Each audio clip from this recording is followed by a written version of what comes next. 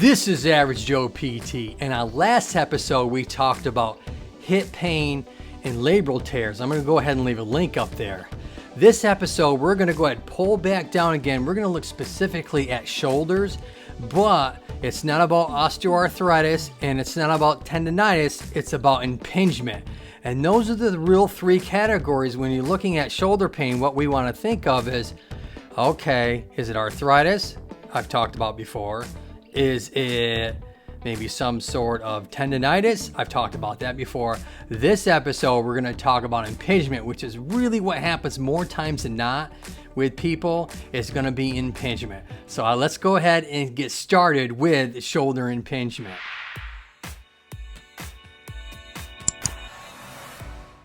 So when you go and you see a therapist, or if you come to my channel, I'm going to leave some links up there so maybe you can watch them afterwards on different types of treatments and what you should expect from those treatments. This shoulder impingement, we want to go ahead and look specifically at a certain muscle group. And that tendon is what's getting impinged and pinched. Literally is getting pinched. So I'm going to go ahead and zoom in here for you.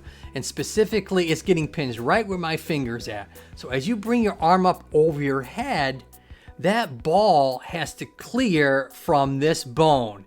And there's that tendon, that supraspinatus that I've talked about in the past, that can get a tendonitis, but it can also get impinged first. And so that pinching, what happens is it gets right in between these two, and oh man, it gives you a lot of sharp pain. So let's go ahead and talk about the different ways. How do you know whether it's an impingement, or whether you know if it's arthritis, or whether you know if you're dealing with just hopefully a tendonitis?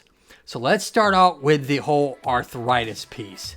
So when you move your arm up over your head, that is really going to give you pain throughout the entire motion, and you might have a lot of restriction in that motion. It could feel like and sound like some crunchy, grindy sensation going on through there.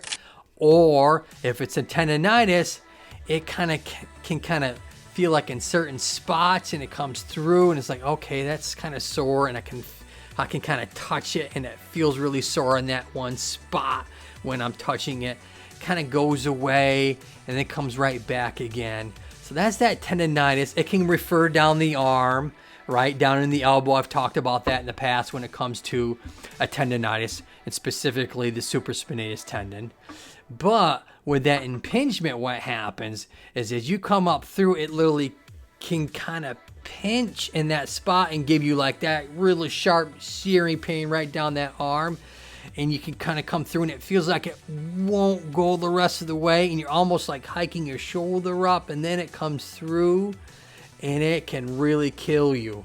And that's because as this ball comes up through and when your hand comes over your head, it literally catches in between those two spots, and then it gets swollen, it gets inflamed, and then you're dealing with a combination of tendonitis as well as that impingement. And then impingement is going to stay there. As that tendon swells up more and more, it's going to catch easier and easier. So now you don't have to move your arm up hardly at all or in a certain direction, and it's just pinching constantly, because as that tendon swells up, there's a lot less space between these two bones, which is, this is your acromion, okay, and that's the head of the humerus, or your ball. So that tendon has to come and clear those spots, and it ain't gonna clear it very easy. So what do you want to do with some treatments for that? I'm gonna leave that later, so I want you to stick around for that right now. Give me a thumbs up. Hopefully you like this. I'm gonna go ahead and we're gonna hopefully give this out to a lot more people, because I really want to reduce the anxiety of this, so that you're not thinking, what's going on with my shoulder? You know, is it arthritis? Did I fracture it? You know, people always think, do I got cancer?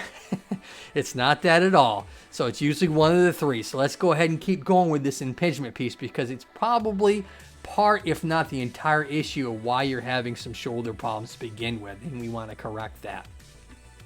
So when we're talking about over that head and it's catching and it's pinching in there, don't force it more. Because if you try and force that more, you're literally pinching it more. We don't want to do that. We want to make sure that we stay within the motion that isn't hurting within that first 72 hours, those 3 days. So we want to ice it, one. we want to do some anti-inflammatories. 2. And then 3, we want to rest it. All right. And so I'm going to go ahead and leave up a link up there. I want you to watch this after.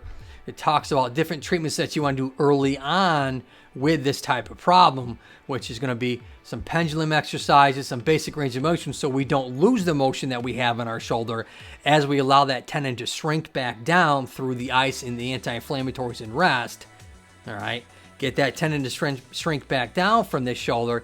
Then we don't have to worry about that tendon much longer after that. So that's huge when it comes to allowing that tendon to rest first. All right.